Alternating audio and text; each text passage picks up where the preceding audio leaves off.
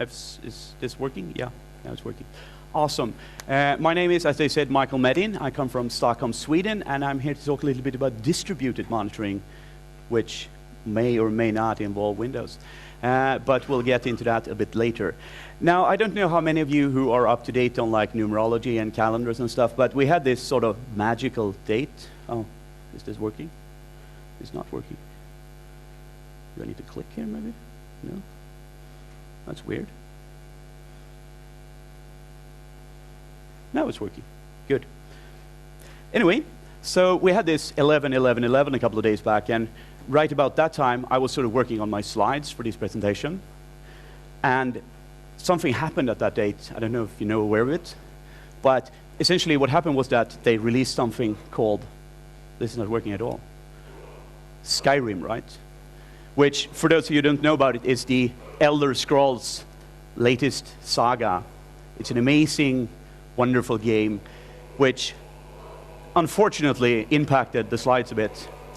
So we get some nice music here to fill up the gap, but that's pretty much it. I was sort of going for maybe just spending some time, show you some shots from the game. It's gorgeous. It's like snow flying around. It's really pretty. Well worth it. Unfortunately, the slides are there.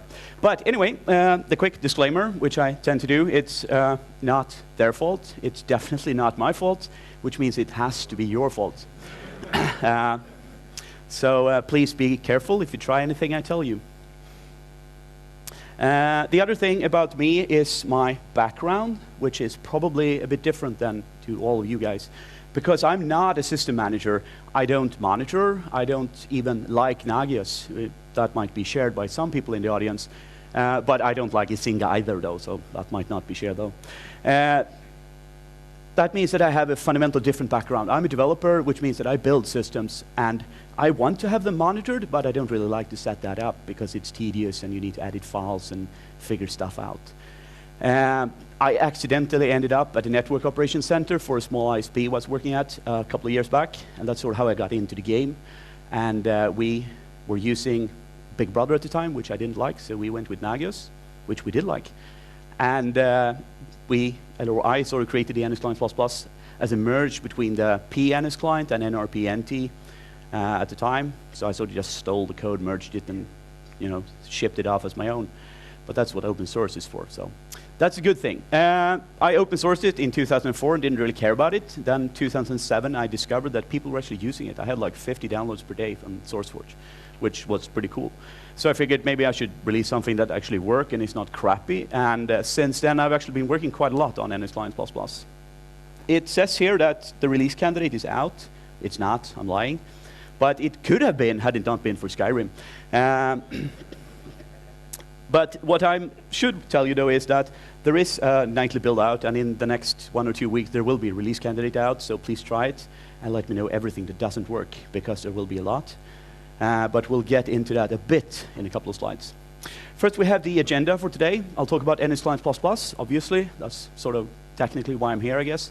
Then I'll talk a lot about distributed monitoring, or a bit, and I'll talk a bit what you can do with distributed monitoring in NSClient++. And then there'll be some questions at the end, if there are any. And I would like to say that if there are no questions, I will not come back next year. So it's a big responsibility you guys have now. The quick sort of introduction, if you've seen any of my presentation before, you've seen this slide before, it's exactly the same, apart from the fact that I've updated the version numbers sometimes. It's around 75,000 lines of code. It's written in C++. It's actively developed, but unfortunately only by me. I think the biggest thing for me is that it has a modularized design philosophy, which means that the actual program doesn't do that much, but then there is like plugins and modules and stuff that can do a lot. It runs, as you can see, on pretty much anything called Windows nowadays, but, and this is the big but, it also runs on Unix, if you're so inclined. I'm not really supported on Linux platform because it's cumbersome to do packaging and that kind of stuff, but it builds and it runs and works on Linux. So technically it should be possible, but you're on your own if you want to go there, but please go there. Yeah, and then the documentation is a wiki, which means that you edit the documentation. I write the program, you document the program. So if the documentation is not good, it's not my fault. Yeah. Could I get a glass of water? Yeah, awesome. I'm feeling the cold I had last week has come back this morning. So, what do we have more? Yes, it's not supported by a commercial entity in difference to most other Nagios things out there. So donations are welcome, and please, donations is like the huge income thing. I get maybe $30 per year. It's like 3 cups of coffee or something. So that's a big help. But I do have my sponsors, which I'm very grateful for, because they actually almost makes it possible to justify the time I spend with my family, or I do not spend with my family for my family. Anyway, please help out. Documentation is probably not what you will be doing, but you could at least report problems, come with ideas, thoughts, and tell me what sucks, because that's the only thing it will stop sucking.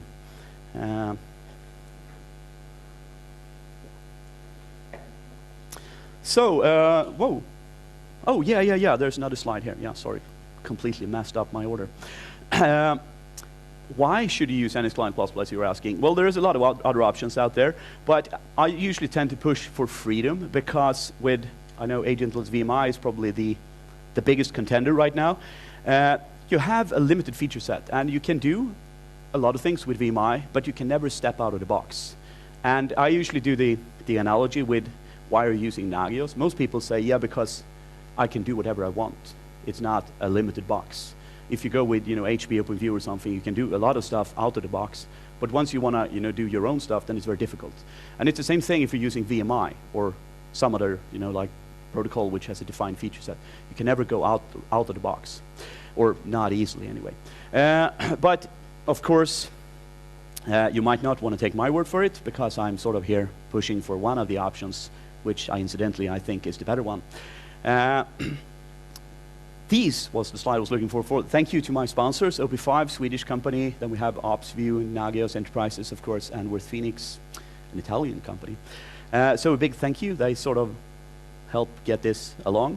Now, NSClient++ is a command line program. A lot of Windows admins don't really get that, and they sort of like, where's my GUI?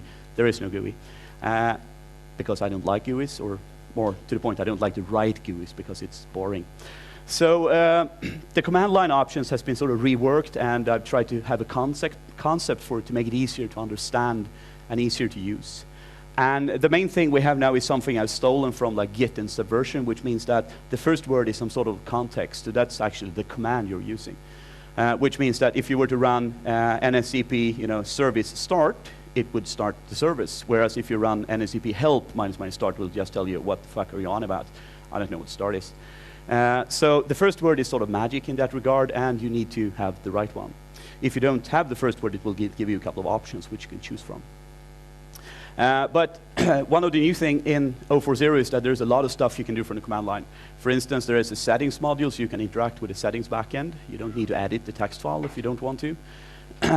We have a lot of, you can run scripts from the command line, that kind of stuff. You can access all the NRP, NSA modules. You can use essentially like send NSCA if you were to so inclined from the command line with NSClient++ or NRP or anything like that. So the command line has been improved quite a lot, and there is a lot of stuff you can do with it nowadays. This is just not thrown in really to show you what sort of I plan to do with it, but the important thing is the red dots, because I've noticed that I tend to release a new version, and then people try it, which means that then the bugs come. So what I'm going to do is I'm going to release a new version and just pretend it's released, and then I'm going to, a couple of weeks later when I got the bugs, release the same thing again with bug fixes. So please don't take that as you'll wait for the 041 version. Please go for the 040 version, and then we can have the bug fixed 041 version a couple of weeks later or something like that. But essentially every other version will be a bug fix release is the idea. And we'll see what happens. So what is new with 040? I think the biggest thing is that there is a new core. And that sounds cool, right? And you don't think, what is a core? Well, I usually say it's the flux capacitor of NSClient++. It's where all the magic happens. Yeah. So what I've done is I've taken this, just removed it, and put in a new one. So in theory, and now it should have gone away, everything will be better.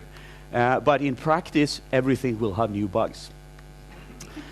This is a bit scary, so I don't really know how to handle this. Normally, I sort of like add new features, which means that they're fairly bug safe. But now I have changed a lot of the internal workings. The good, though, is that a lot of things should work. I mean, there was this guy who came up to me, had 8 network cards, which were paired. The first 3 of them were not enabled, and then one of them was broken, and I just want to use this one. And I was like, right, that's not supported. But now it is. Because now someone else has had that problem and solved it, because everything is written on top of standard libraries. So hopefully this means that it will work much better once it's actually working. It also means that it runs on Unix. And I don't really know if that's a good or bad thing. I think it's a good thing. But it's not like you can use check CPU on Unix, but you could use certain parts and certain modules on Unix if you want. Then we have new settings subsystem. There's a new protocol. A lot of stuff has been built for handling the concept of distributed monitoring. Python scripting, updated installer. Well, there's a lot of new stuff. I won't go into that. That was another presentation. So, what is distributed monitoring? I think that's the question, at least I'm asking myself. We have a lot of things which sort of fits in. We have passive checks. You could cluster your Nagios. You could have multi-site front ends for your Nagios. You could have a distributed Nagios environment, and you could have distributed check thingies, all the like mod Gearman, that kind of stuff.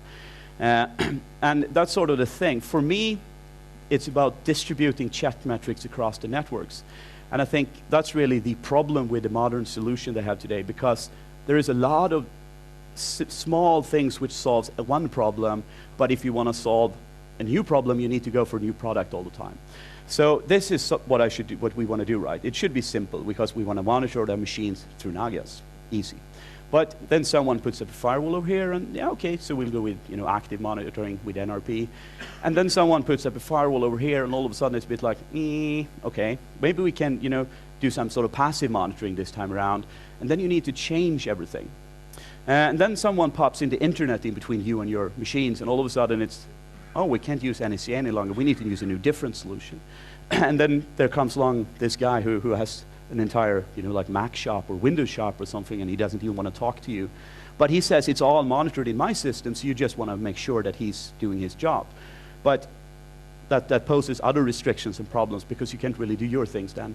And then someone says, yeah, we've just moved this server to some data center over here, and all of a sudden you need to swap around and change things. And I think this is the big problem for me, because once you want to do this, you need to learn about 55 different products and how they work, how you configure them, how you set them up. And I think it should be just the one. There should be just a way to solve these problems. So if we look at the concepts, you might say, essentially the requirements I have on A solutions for distributed monitoring would be that it supports all paradigms. It shouldn't be one client for active monitoring, another client for passive monitoring, a third client for this kind of monitoring. And it should support any size payloads, multiple commands, multiple arguments. I mean, right now, if you're using NRPE, you have 1,024 characters. If you're using NSCA, it's 512. It's like, why? There is no reason for it. It should support encryption, strong authentication. There should be no transport restrictions, and it should allow you to do customizations. So you can do, what you want to do, which is probably not the standard thing that someone else wants to do. The 3 sort of main paradigms is query, notification, and command, of course. But you also want to be able to push configuration. You want to be able to, pull configuration, do installations of new scripts and modules and that kind of thing. You want to perhaps upgrade the agents through some sort of central interface, push and pull scripts and files and that kind of stuff. And it would be really awesome if we could do all this and just have, yeah, we have this guy here we're talking to and it just works. But that's not really the way it is right now. This is sort of flaky. Works sometimes, not always. The first thing, query is of course modeled on NRPE. So essentially it's, are you okay, yes or no? And the way that's implemented in NSClient++, by the way, is that we have the NRP server. Then we have the core, which is the magic stuff here, which forwards the request to, oh, it's kind of weird that the errors are in this way, to one of the modules, which in this case would have been the check event log or something like that. The other scenario we have is submission, or one of the others, and that's essentially about I'm not okay. So telling someone what the status is. The way that is implemented is a bit different in NSClient++, and essentially we have something called channels. And what a channel is might be looking at it like a mailbox or a queue or something like that. But essentially it's a way of telling someone else something.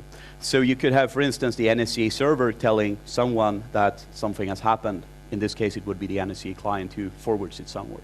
Or you could have check event log, who is constantly monitoring your Windows event log.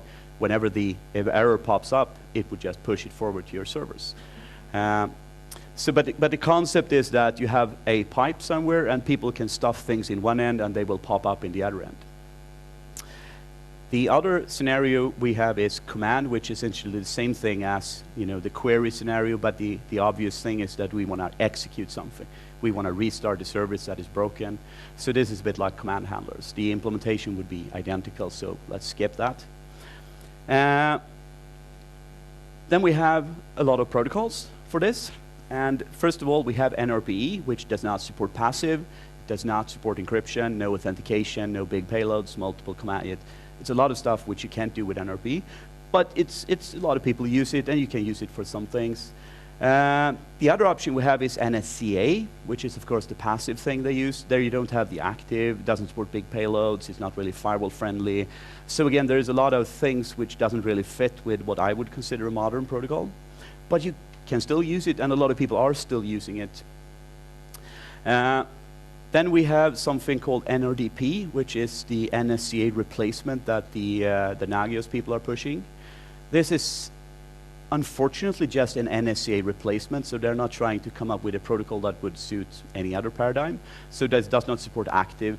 It doesn't really support strong authentication, and the implementation is right now in some sort of PHP in Apache or something like that, which I think is a bit okay. It can be difficult to sort of push PHP on all your servers, but hopefully someone will rewrite it in Perl or something like that. But I think it's since the Nagios guys are pushing it, it will probably be something that people will be using.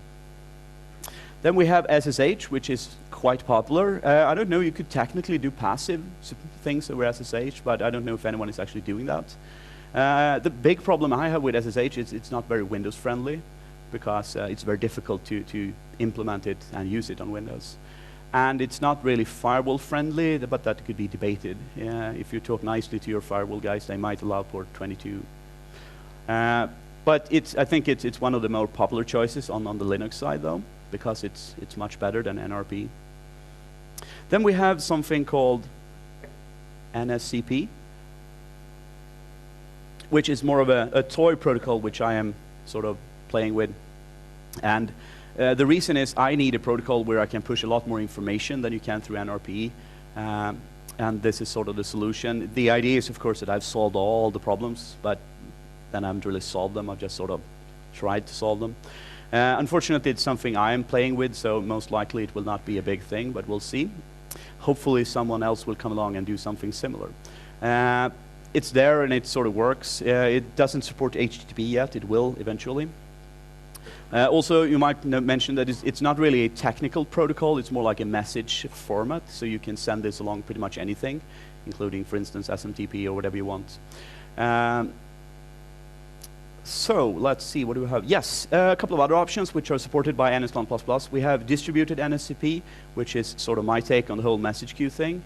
I don't really know what they were saying at the Izinga thing, but everyone was talking about the Izinga message queue, so presumably it was an important part. Unfortunately, if you ask me, they have a sort of strange way of implementing it, because they're sort of pushing the Izinga library, so you can't just use the message queue to communicate with Izinga. You need to sort of bring the entire Izinga thing with you. But hopefully they'll see the light someday and come with a standard protocol, so it will be easy for external parties to interface with it. Then we have syslog and SMTP, which are not really practical in monitoring context, but can be used for other things. This is a quick summary of them. The important takeaways from this is that the green stuff is supported and works, the yellow stuff sort of works, and the red stuff is planned to be implemented, but I haven't really gotten around to it. So it depends pretty much on how much Skyrim we have in the near future, if they will be implemented or not. I've also tried to sort of compare them if you feel like you're so inclined. Since that's not the goal of this presentation, I will just skip this slide, and you're free to watch it in your own spare time. So let's get back to NSClient++ and how that sort of impacts. So the first thing we're going to look about is the configuration changes from 03X to 040, because that's changed a bit. And if we look at NRP, the main thing is that we, first of all, allow multiple modules. So if you want to have different payloads and want to play around with things, then you can do so. But the bad thing, if you want to look at that, it's that the NRP handler thing has been scrapped. And the reason is that we now have something called check external scripts, which does the exact same thing in a better fashion. So if you are using the NRP handler section, you can essentially just copy-paste what you have there to the check external script section, and it should work the same. But now I don't have to maintain the code twice. It should be compatible, except for the NRP handlers, of course, and it should be upgradable with the migrate to ini command. And if we look at the old configuration for setting up an NRP server thingy, it would have looked like this. If we look at the new configuration, it will instead look like this, which is pretty much the same, except for the fact of the red stuff here. So now instead of having NRP, it's /settings/NRP/server. So it's a lot more for you guys to type. Awesome, right? The reason is, of course, that I'm trying to make this from a sort of flat structure into a sort of tree structure. And that makes it easier to add new options without getting a very long set of options in each section. One interesting thing is that you can actually configure the certificate to use if you're using NSClient++. That's something NRP doesn't really support because the certificate is hard-coded, which might be something you should sort of listen to because it's sort of invalidates the concept of saying that it's encryption, since it's a known secure private key. But apart from the sort of options being slightly longer, there shouldn't really be any difference. The same thing should just work. And it's also important to note that it will still read and use the old file. So if you don't want to move to the new file format, fine with me. But you will not be able to use any of the new features. It will just read the old keys and sort of move them over to the new one. So if we look at NSCA instead, the main change is that we've taken the scheduling part from the NSCA module and made that a separate module. So now you have to configure two things. One which sort of runs and schedules your checks, one which submits them to your NAGIS server. The obvious goal of this is that now you don't have to use NSCA. You can still have the scheduler run your checks, but you can submit them via another protocol if you're so inclined to do. Of course, the main contender right now would be syslog if you want to do event log to syslog forwarding, which we'll talk a little bit about later on. If we look at the old configuration, it would have looked something like this. And if we look at the same thing with the new configuration, all of a sudden we have two chunks. First of all, we configure the scheduler, and then we configure the NSCA client. The main thing here is, of course, that in the schedule you have the interval and the command to run, and over here you just define where to send it. And it's important to understand they are not separate files. It's just that I've sort of had them separately to understand which option goes where. So it's still the same configuration file, and it's just that the options have been renamed a bit. So with the new configuration comes a couple of concepts. And by concepts, I mean ways I use the configuration to do things. And the first thing is a target. A target is essentially just a host definition, if you want to talk NAGIS, and it's a way to configure your host. There is usually a default host, which, for instance, if you don't specify one, is the one will be used. And if you're using NSCA, for instance, it will, if you don't specify a target, it will just use the default target. So that would be where you configure your NSCA server, unless you're using something else. There can be any number of targets, and they can be either local or global, but generally, if you look at a host, it consists of host port and address, alias, and parent, and then you can have any number of key value pairs to define various things. So if we look at NSCA, we would have, of course, password and encryption to define the encryption method and password. If we look at NRP, we might have, use SSL or the certificate option and that kind of thing. A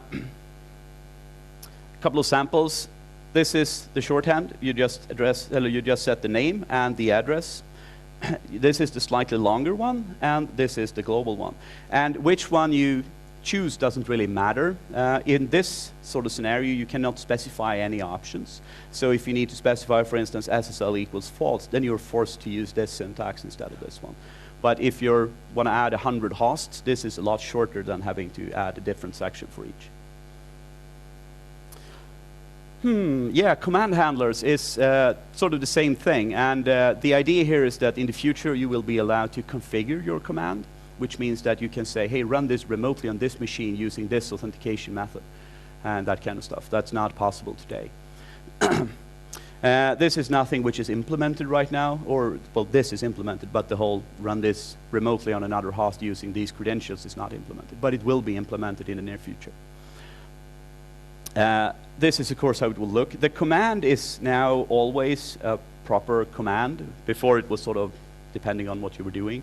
So you would have like query -- host, and then you can sort of specify your arguments and that kind of thing. And this syntax, by the way, is the same syntax you would use on the command line if you were to just execute it. So you can very easily try your checks on the command line without having to, you know, configure things and start things and stop things and that kind of thing. Then we have the scenarios. And how are we doing on time? Might make it. The first scenario we're going to talk about is NRPE to NSCA proxy. And essentially, the backstory there might be that you have everything monitored through NRPE and someone slaps in the firewall, right? So you have to change everything. And instead of having to reconfigure NSCA on all your machines, you can just put up a proxy somewhere and have that do all the NRPE to NSCA conversion for you. So you don't need to reconfigure your machines, you don't need to reconfigure your Nagios. Everything will just work the same, except that now we slapped something in between. This is something you can do with 0.3.9 already, so the experimentalness is low in this case. And what we will need for this is, of course, the scheduler, which will replace, in this case, the active monitoring thing you had in Nagios. So that will be running your checks for you. Then we need NRPE client, which will execute the checks remotely on your machines and gather the data. And then, of course, we need the NSCA clients to submit them back passively to your Nagios server through the firewall or whatever. If we look at this in a sort of graphical way, it will look a bit like this. Here we have the scheduler, which runs your checks, forwards them through the NRPE client, gathers the data, gets it back, and then pumps it down this NSCA channel, where we have the NSCA client who just pushes everything onto the NSCA server. So here we have a way to change protocols without having to reconfigure either the hosts or the Nagios server or anything like that. And this is sort of the vision, is that you shouldn't have to reconfigure everything just because you need a different firewall strategy or something like that. It should just be working.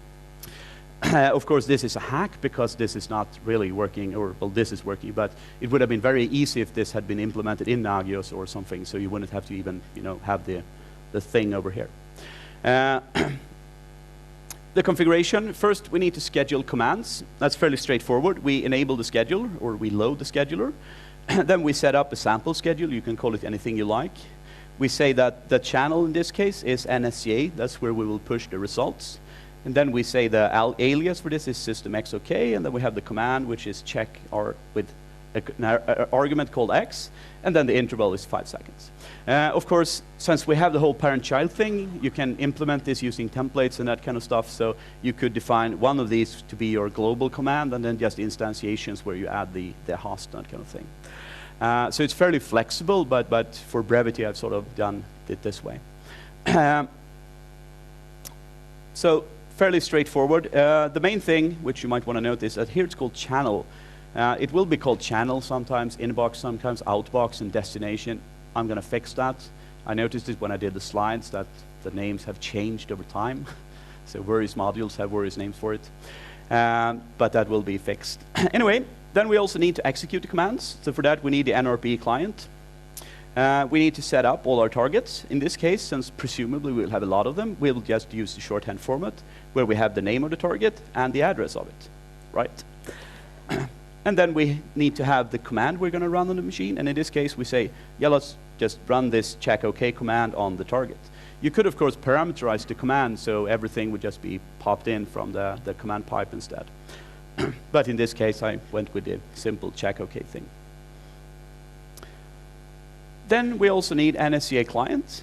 And we load that, no big deal, and then we set up our NSCA server. And here we have the target, and again we have hosts, and we have no ports because that's default. And then we can sort of just slap in password encryption and time offset, because the rest of the section is just key value pairs shipped along to the module, and he can do with it whatever he wants.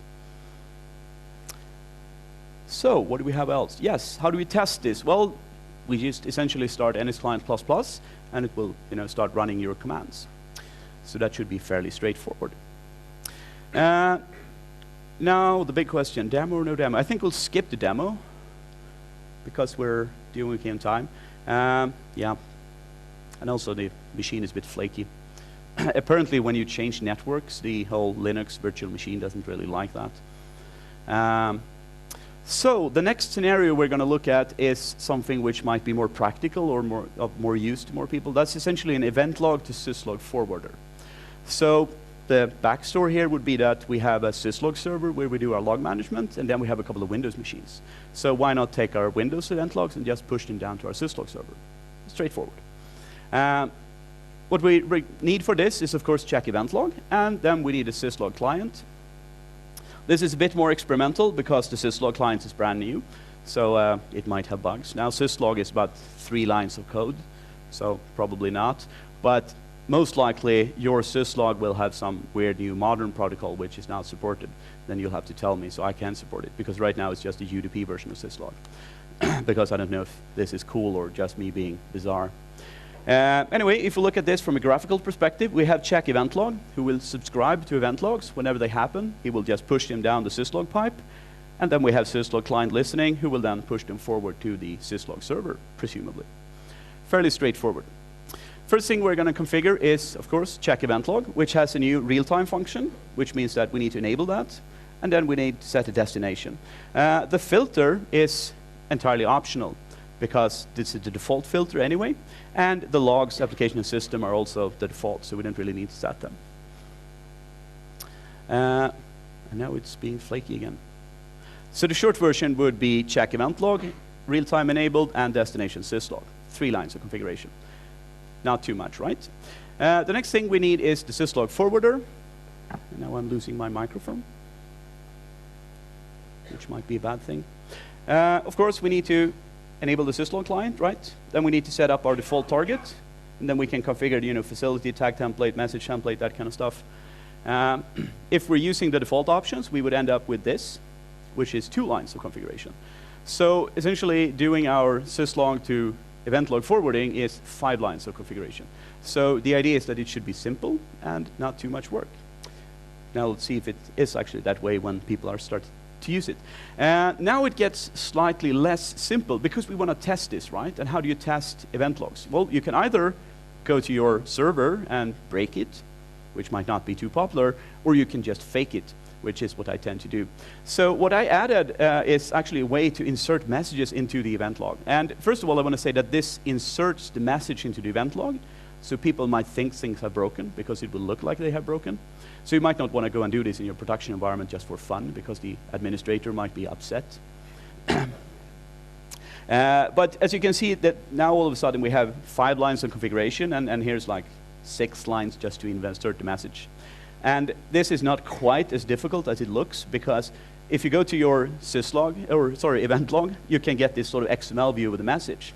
And then you can just take SQL browser, plop it in here. The ID comes from the event ID. The type warning is level 3. The whole name thing is kind of weird in the event log. And then we have the arguments, which is just the data down here. The only thing which is a bit weird is the facility and severity, which comes from the qualifier here. And now you might wonder, oh, so 49230, that's 78 an error. Right. But it's not quite that difficult, because everyone knows binary, right? And essentially the first 2 bits is error, and the rest is facility. Or, well, the last 2 bits is something else, but the rest is facility. So if you take this weird magic number and just convert it to binary, pop up the 2 first decimals, you'll end up with 78 an error. So it's fairly straightforward, that as well.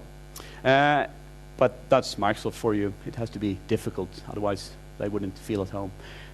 So this is a nice way to test this, because what we can do is we can insert the event log message, and theoretically it would be caught up by the event log listener, shipped off to our syslog.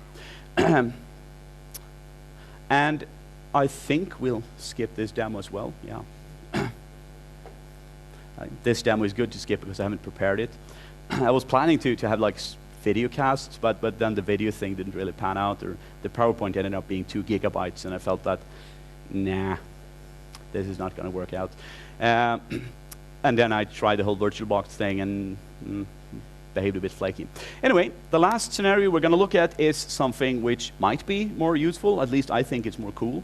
It's essentially a way to automatically add Nagios configuration. Now I'm cheating a bit because I will not look at the Nagios configuration bit. I'll just tell you how you can automatically not add it, because we won't add it. But the concept of injecting a script in your result stream.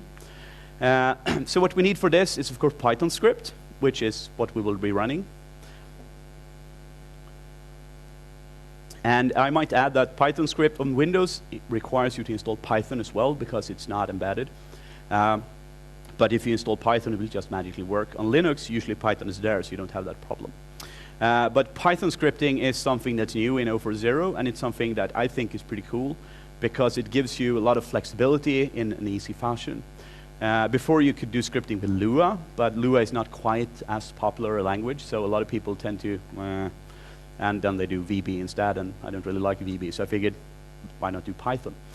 We've been using Python at work for like the last year, so I knew it as well. Awesome. Anyway, Python script, then we need an NSCA server and NSCA client, because essentially what we're doing is put ourselves in between the message stream. This is pretty high on the experimentalness list, because everything essentially here is new. So I wouldn't do this in production, but you might want to play with it if you want to do something. So essentially what we have is, we have a client who sends NSCA messages, normally to the NSCA server. But what we're going to do is we're going to inject ourselves in between. So we'll have the NSCA guys sending us the messages, and then we'll do some processing, and then we'll send it back to the regular NSCA server. So essentially we'll put ourselves just in between them, so we can sort of listen in and change things a bit. The first thing we need is, of course, to receive the results. So we need an NSCA server, and we need a port. And here you have the infamous inbox instead of channel message. But I'll fix that. We, of course, need to set the encryption, the password, and the allowed host list, and that kind of stuff. And that's pretty much it. So what we have now is someone who listens to the messages. So we, of course, need to send them away. Therefore, we need an NSCA client. And again, here it's called channel, just to confuse you. And we're using channel 1 and 2 just because we need to put ourselves in between. Anyway, so then we define the NSCA server, and that's pretty much it. Then we need to do the Python thing, and that's fairly straightforward. We need to load a Python module and the script. 2 lines of configuration. So Python is fairly easy to use from NSClient++. Then we, of course, need the Python script, which is the not so easy to use part. And right now there is this weird thing, because I don't really know how to handle the Unicode thing. So the 2 red lines we need currently, they will hopefully be fixed quite soon when I figure out how to get messages from Python with Unicode. So if we just discard that and assume that I've already fixed that bug last night, but hopefully in the next week or something, we will end up with this. And we'll start at the bottom, because that's how I read. First of all, the shutdown feature is essentially when NSClient++ unloads your script. There you can do things. We don't really want to do anything, so we don't do anything. Then we have init. And the reason why it's not called startup is because there is actually, or there will be, a startup phase which happens. The init is when we load the script, and startup is when everyone else has initialized, so now you can start processing. But in the init phase, what we do is we subscribe to the channel 1. And to do that, we need to get the registry, which is essentially just a core module for us where we can say, hey, I want to have this guy. So this is essentially the same as calling up your local cable TV provider and telling them, hey, I want this awesome channel. And what will happen is a couple of weeks later, all of a sudden you can watch it on your television. This is pretty much the same thing, except hopefully it doesn't take a couple of weeks. But what will happen then is that every time there is someone saying something on channel 1, we will get called the process, which is this feature up here, this function up here. And what we get there is, of course, then this is the NSCA or NRP version. So we get the command, the code, the message, and the performance data. And essentially what we do now is we take this message we get, we submit it down to channel 2, which is what will be forwarded to our NSCA server. And here we just, for fun, we changed the message a bit, and that's pretty much it. So this is fairly easy to do, and of course, if you wanted to change your Nagios configuration, you need to extend this section a tiny bit. There is Python libraries for modifying your Nagios configuration, so you don't have to extend it quite that much, actually. It's fairly straightforward and simple to do. In my implementation, which I have at home, I actually did the grep thing, because I was a bit lazy, but that worked as well. So it's not too difficult to write script, and you can do a lot of cool stuff with scripts if you do them in Python or Lua, for that matter, as well. Then how do we test this? Well, the simple way is, of course, to use the command line NSClient, and then we can just specify the message, the host, the password, the encryption, and that kind of stuff. Just works. So that's sort of ends the scenario thing. And I'm going to try to do some sort of summary of my main point here, which is, if you remember this, it should be simple, right? And I think it should be. And what we should have is something that just solves this. You should be able to plug in Nagios in one end, and you should be able to plug in your machines in one end. And you should be able to plug them in using whatever protocol is required in the other end. And I think this is something that would, at least for me, improve and help me a lot. But I don't know about you guys, so feel free to tell me if I'm just mad or if this makes sense. And that's pretty much the end of the presentation. So I could have done one of the demos.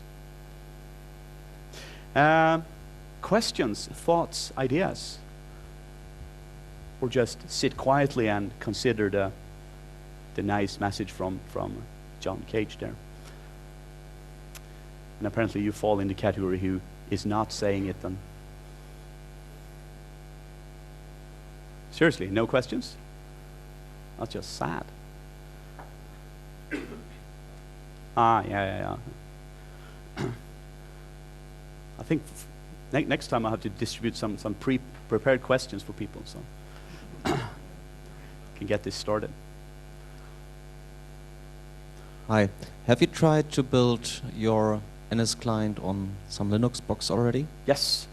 I build it nightly, or whenever I do check-ins on Debian, Ubuntu. And it will also be set up quite soon on, what's it called, the Red Hat open source thingy. What's it called? Yeah, CentOS, yeah. Actually, your Python module, the function or the Python script you showed with this init and future possibly setup function stuff, it looks like it's not just an one-time fire and forget, but it stays in the system. Yes. It's the same thing with Lua.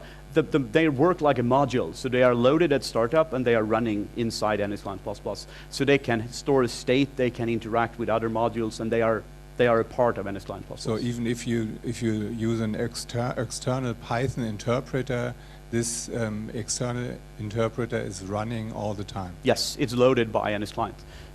Python has a very good API for doing that, so you can embed Python in other applications very, very nicely, which is the reason why it's Python and not Perl. So, next question. There's this guy at the front here, but you can ignore him if you want. It's your choice.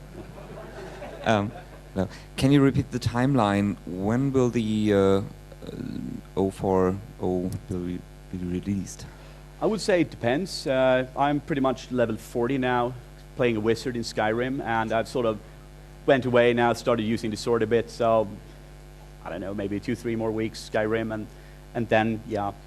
Okay. No, but seriously, the idea is that the release candidate will be out in this week or next week, and after that, it depends a bit on how many people test it and how much bugs to get back, because the main sort of scary thing for me is that it's finished, but how do I know that it works, and all the edge cases and all that kind of stuff, because I've changed a lot of things.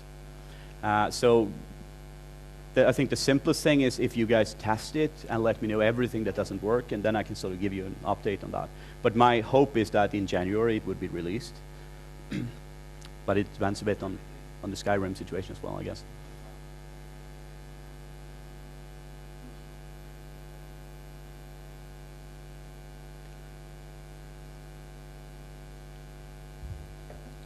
When using NSCA, would it be possible to set different intervals for each check? Yes. Yes? Okay.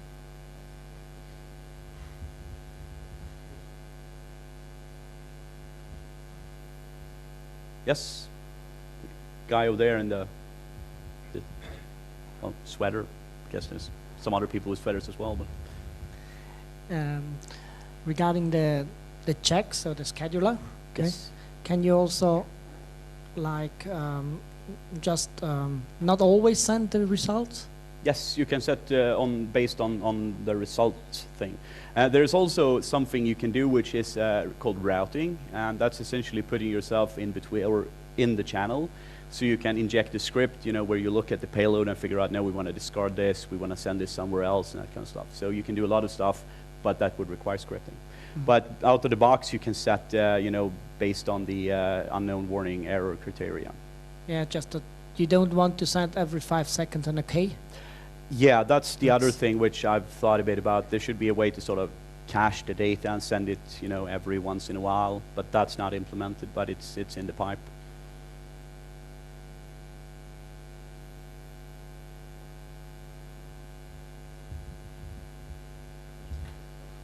I'm using the NSClient to look up the event logs on my Windows machines, and I look on the last 2 hours or the last 30 minutes on the passive way. Is it possible that it triggers just when the event arrives? That's the whole point of the syslog to event log forwarder. But you could do syslog to NSCA forwarding, same thing.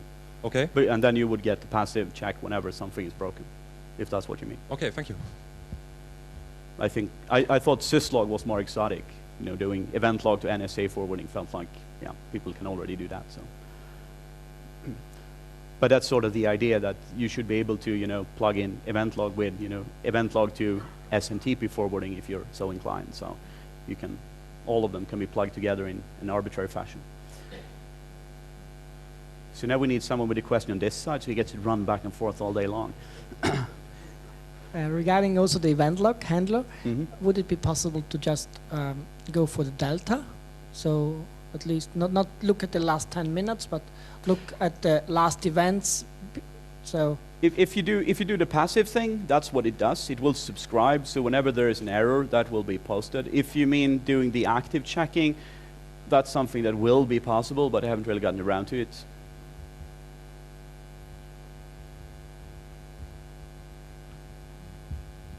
So you have to ask a question then, so he gets to run. No? Ah, okay. Oh yeah, awesome. So could we maybe have someone in the back next, over there in the corner? If you want to, I like it if Philip wants. So I have a question that don't came in your slides, and I've seen in the version 039 you released a feature that is unfortunately not documented by me. It's my fault, I know, but but I will document it if you give me some little hints. Yeah. And it's the check MK magic modifier for the disk check. Yeah. Maybe you can say some words about this. No. Oh, so sadly. So I will look it up in the code. Yeah. That's actually been asked before, and I've sort of said, yeah, I'm going to do it, but I've apparently lied since I haven't done it. There are two reasons for why I haven't. First of all, I don't really know what it does, to be honest. It just sort of scales them in some weird arbitrary fashion. I hope that the check MK guy is way smarter than me, so he's figured it out. But I just essentially stole his code and re-implemented it. But I could tell you the options you can configure. but Nice, yes. exactly. But what they actually do, I'm a bit like, yeah, something. And Yeah, we will be an ideal team because I know what it does, but I don't know the options. awesome. Yeah, sure. Is that it? It's like 10 more minutes. Any other questions? Let me run. Yeah, exactly. Something, come on. I won't be in Germany for like at least another year or something. Well, maybe. Well, I might say we have a Facebook page then, since I have a couple of minutes over. I don't really know what to do with the Facebook page. So if there's any like, young, hip Web 2.0 people, feel free to tell me, because I just have the Facebook page. It's pretty cool because we have more than like X subscribers. Now it's NSClient. The first few days it was like very long, strange squid or something like that. But that means that I am apparently young, hip, and Web 2.0, since I now have my own Facebook page with like 100+ fans. I don't get too much though. I'll probably post the slides over here. I usually tell people I do that, and then I never update them on the wiki because I'm so goddamn lazy. But I'll try to not be too lazy this time. Well, that's pretty much it then, I guess. Feel free to grab me in the hallway if there's anything else you want to ask, which you feel you don't want to ask in front of everyone else. But Thank you, Michael. there is the photo as well. So whoa! Get back in. Yeah. Sorry. Move away. You're staff, so you're not in the picture. I could take a picture just of the staff if you want. Yeah, absolutely. Yeah, feel free to look happy. Yeah, that was about as happy as you got. I'll have to bring free beer or something next time, and then you'll be happy. But thank you for listening.